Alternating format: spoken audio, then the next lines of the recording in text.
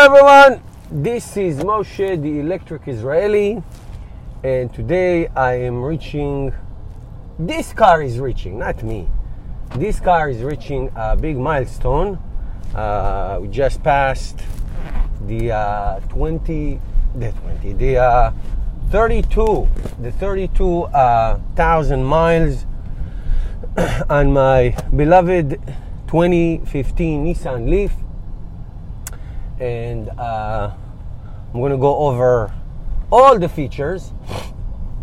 I'm going to go over all the pros and some cons and the plans for this car. I have to tell you right off the bat, I never imagined I'll own this car this long, and I am planning to own it forever. And actually, once I get my Tesla Model 3, I'll give it to my son, which at that time we will start his driving lessons and all that, so it will be something I hand over. I tell you, I owned and leased so many cars in my life. Ford Mustang convertible, Explorers, a Lexus, Toyota, Honda, you name it, I had it. And I never ever developed an affection to any car. To me, it's an item, it's a tool. But because of my ideological belief of changing the world, one electric car at a time, and wishing and caring for the environment and a better world as a teacher, I fell in love with this car because what it represents, zero emission. But I also fell in love with it because of so many other things. Because it's a great family car, it's convenient, it's comfortable, it has tremendous driving power. It keeps me away from the gas station. Ask me now, how much is gas? I have no idea. I don't know what the gas price. I used to memorize gas prices, not just the price by gas station. I used to map them all out in my mind to know where I'm going and should I fill here or fill there. Anyway, enough with lecturing you. So let's talk about this car. It has over 32,000 miles. I own it for 2 years and 7 months.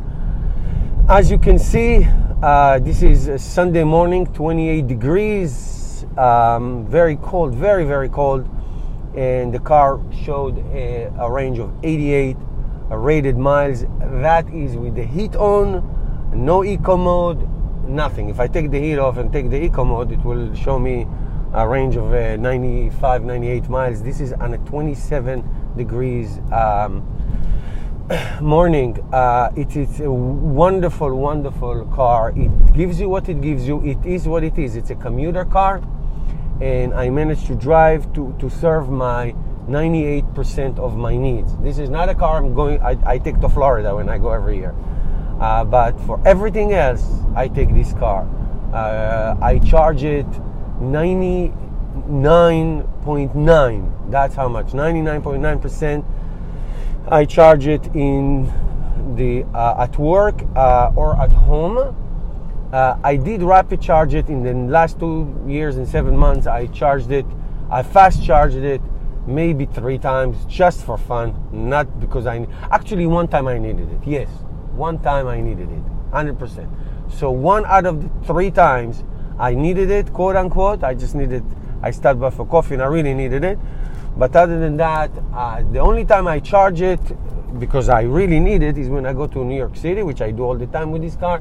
I have a few places there I know that have charging stations, and I charge it there because that's how I make it back home. But other than that, 99.99% this car is charged at work and at home. As for interior, as you can see, you have the steering wheel, a button on the left side. The steering wheel gets really, really hot. You have to turn it off.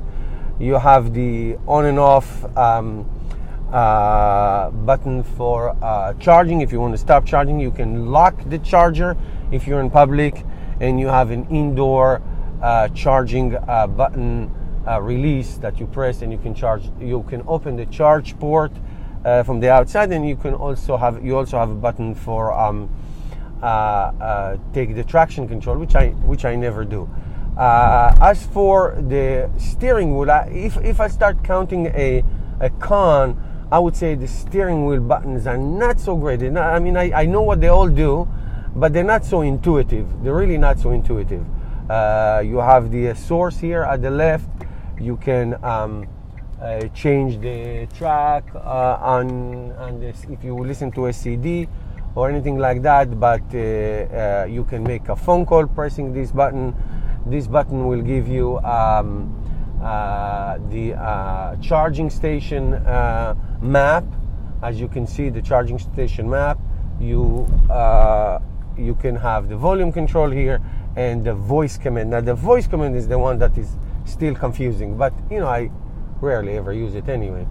You have the cruise control on the right side and the eco mode. The eco mode is something I never recommend anybody to use, because it makes the car feels like it's driving with 10 tons brake on its head.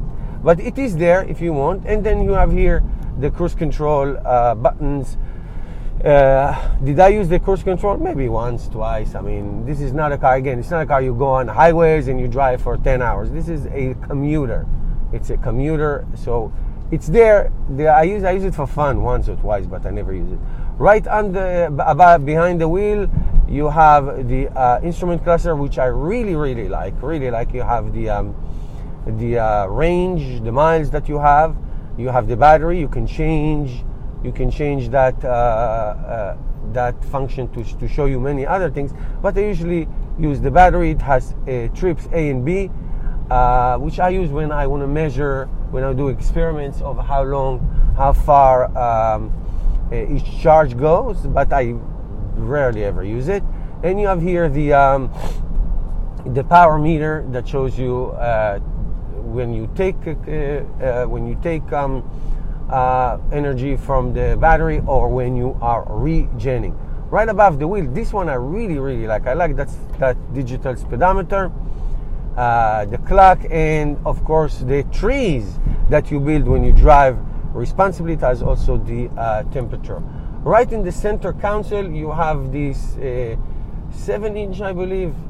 This looks like a 7-inch. 7-inch rectangular screen. What I use mostly is the map, but you have the AM/FM radio, the XM satellite radio, and a CD player. There is a CD player slot. I'm going to show it to you, but I have one CD there that I never use. Usually if I want to listen to music, I hook up my phone, and that's what I do. This car is the premium model, so I have heated seats in the front and in the back, and of course the steering wheel heat. You have the volume button, and you have the on and off for the radio. And here on the right, you have this button, the zero emission button, where you can see your driving range, the nearby I'm almost at gas station, the nearby charging station. You can update the charging station, energy information, settings, car wings, which sucked now. Now they have Nissan, whatever it's called. I forget what it's called. Nissan something. I rarely ever use that. I do set this car. This car has a climate timer. It hits the car exactly at 7 a.m. in the morning, Monday to Friday, where I get ready to go to work. And it has a charging timer if you'd like. I do not use that. You do have a menu, again with some redundancy. You can use the destination, the route for navigation, phone, information, setting, car wings, and if you want to do that. So is the touch screen the best thing I've ever seen? No. Is it so intuitive? No. This is another negative on this car. But is it a big deal? No, not really. It's no big deal. You figure it out one time, you set it up and you forget it. Set it and forget it. What I use is the map. The chairs, the seats are extremely comfortable. Look how much room I have between my head and the ceiling. I always have my joke, I can put a small baby on my head. Very comfortable sitting in the front, very comfortable sitting in the back. You can seat 5 adults comfortably. You don't want to sit in the middle of any car, but if you have to, it's not that bad. I mean, in the Volt, you don't want to sit in the middle seat unless you want to punish somebody. So the interior is wonderful. The trunk is fabulous. It's fabulous. It's a 60-40 split. It does have, that's another negative, it does have this bump, and I don't get it. It should have some kind of a false floor like the Chevy Bolt EV has, which we can give you a flat back. Is it a big deal? No, it's not a big deal, but it's something easy to fix, and I'm not sure why it's like that. This car, by the way, also has because it's premium, it has the Bose infotainment system. It's wonderful. It's great sound and great everything. Now, the exterior of this car, I don't care what people say. I love the way this ugly car looks like. It's a beautiful ugly car. I really like it. It's quirky. It's different. It's aerodynamic. You know, the new Nissan Leaf, I can tell you off the bat, it looks like my brother-in-law Nissan Altima.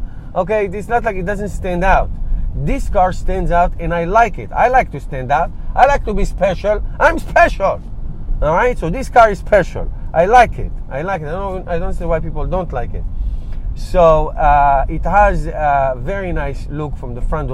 Those bug eyes look like 2 zits, but they really contribute to the aerodynamic of this car. The side has really nice lines that all designed for aerodynamic. The charge port is in the front, which is something I do not like.